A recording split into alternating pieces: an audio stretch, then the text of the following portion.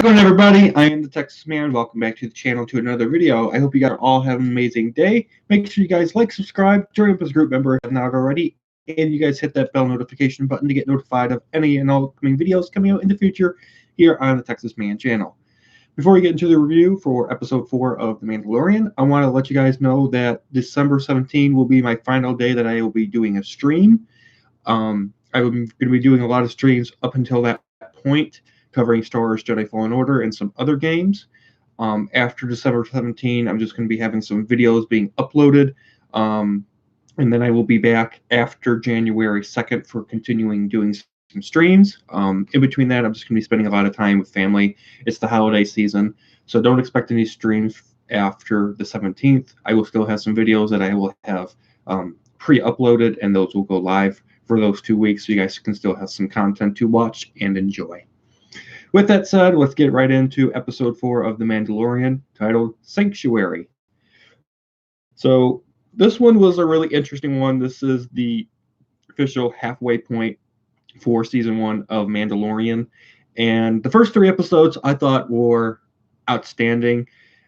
This one I really had a hard time actually getting involved in. I had a really difficult time watching this episode. And surprisingly, this is the longest episode so far at like 41 minutes, but it's the worst. Now, it's not completely bad. There are some positive things to it.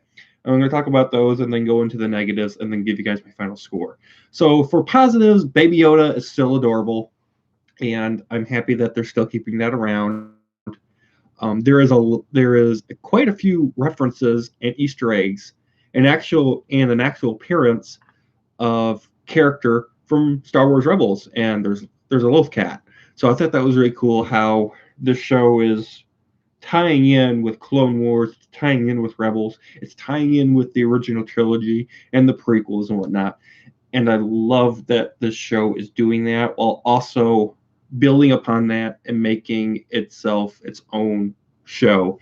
But it's using past stuff as cool little building blocks, and I like that. In this episode, we finally get to meet the ex-soldier that ended up helping liberate and clean up the Battle of Endor. And I guess she ended up leaving. I don't understand this plot line, which I guess she ended up leaving the Resistance or the Rebellion or whatever you want to call it because she was tired of fighting and she wanted to retire. So we get to meet her. There's a new planet that we get to explore and a bunch of new aliens and creatures, and I thought that was pretty cool. We also end up learning in this episode that the Mandalorian was adopted by the Mandalorians, and he took up, the Mandalorian that we're following, took up the religion once his parents were killed during the Clone Wars. And so not this Mandalorian that we're following for this show was not born into a Mandalorian family. And so I think that was a really cool thing to establish. I was always curious. I'm like, why is it constantly showing us, him being hidden in a bunker and his parents are getting killed in the Clone Wars? His parents aren't wearing any Mandalorian armor. They don't look Mandalorian. They're not like fighting and whatnot. And we learned that, he became a Mandalorian in order to help protect people and defeat bad guys. And I think that was a really cool plot that they finally put in here. Also, we get to see a AT-ST in action, being used by these, what I call marauders, pirates, bad guys, whatever you want to call them. It was really cool to see it in action. It was rusty looking. It was really old, but it still shows in the show, 5 or so years after the ending of Return of the Jedi, that an AT-ST, doesn't matter how old it is, it's still scary to fight, and it's still really powerful. Also, I think it was really cool to see a lot more of Baby Yoda. And in this episode, they really got me. They really made me believe that they were 100% going to kill Baby Yoda. Because there's this character that has a shot on Baby Yoda. And I was just like, oh no. No, you're not going to do that, are you, Disney? And someone saves the day, and Baby Yoda is still alive. Also in this episode, I thought it was really interesting that they did this, that the Mandalorian ends up actually falling in love really fast with the head farmer. And the Mandalorian decides to leave her, though, because he wants to protect Baby Yoda, because there's constant bounty hunters and whatnot trying to kill Baby Yoda and the Mandalorian himself. And they can't stay there. They can't settle. They can't have a family. Sad as that is.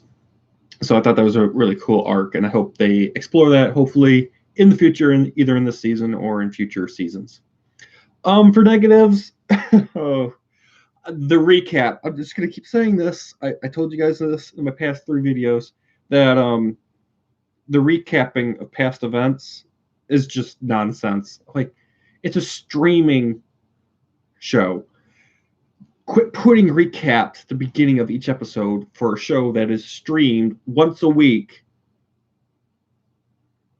on Disney Plus. It's just irritating. And we still don't even get to see what's coming in the next episode. We can't get any speculation and whatnot. I know I've beaten that to death in my past episodes. So I'm just saying, they still haven't figured that out, and I hope they do. Also, this episode doesn't have a lot of action as compared to the past episodes, so that was kind of a disappointment.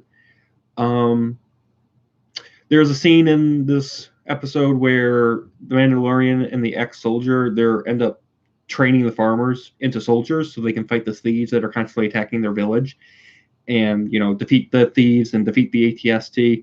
And I just thought it was so similar to the training method, and the music was also very similar to the plot arcs that we got from the Clone Wars show, like when Obi-Wan, Anakin, and Ahsoka Tano were training the rebels, like Saw Gerrera and his sister on Alderaan to fight the droid army. It just felt so similar. And it's not so much that was a bad thing. It was cool to see it live action, but I'm like, I've seen this done before, and I'm like, it kind of made it where there was like almost like a good 5 minutes of the episode dedicated to people getting trained, and I didn't care. I'm just like, they're all gonna die anyway. They're farmers. They haven't been in the military service or anything. They're all gonna die. Also, this episode introduces something which, correct me if I'm wrong in the comment section, ATSTs do not have red eyes. ATSTs don't have night vision. They didn't have red cockpits in Return of the Jedi, where there was something glowing inside of the cockpit, so it looks like they have red eyes. Every single Star Wars video game that we've ever had makes it so even if an ATST is walking around at night, they don't have red laser eyes coming out. ATSTs, last I checked, don't have night vision. Correct me? But still, it kind of breaks the logic and lore of what an ATST actually does. And then lastly, I was watching this episode and I honestly was bored. I had a really hard time watching this episode from start to finish. I mean, especially how episode 3 ended with the jetpacks and Mandalorians and having gunfights. And then we get this episode and I'm just like, how did we go from building up who the Mandalorian is, he's doing his bounties, we get some awesome gunfight action, the Mandalorian's kicking ass against stormtroopers, and more Mandalorians show up, and I'm just like, and then we get this episode, and I'm like, why did we have like 3 awesome episodes, and now we get this dumpster fire? And I understand that every single episode is mostly being directed by a different person, and each episode is being written by a different person as well. This episode was bad. I don't know who worked on this episode. It looks good, but honestly, I just felt bored. There just wasn't enough happening in this episode to make me happy.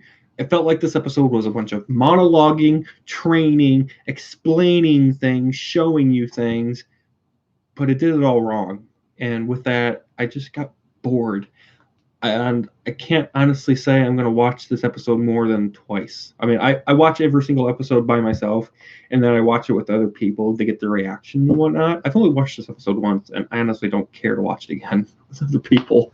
I sure hope episode 5 is a lot better than this. And with that, guys, I'm going to give Mandalorian episode 4, Sanctuary, an 8 out of 10. Thank you guys so much for watching. You guys all have an amazing day, and I'll see you guys all in the next video. Bye, guys.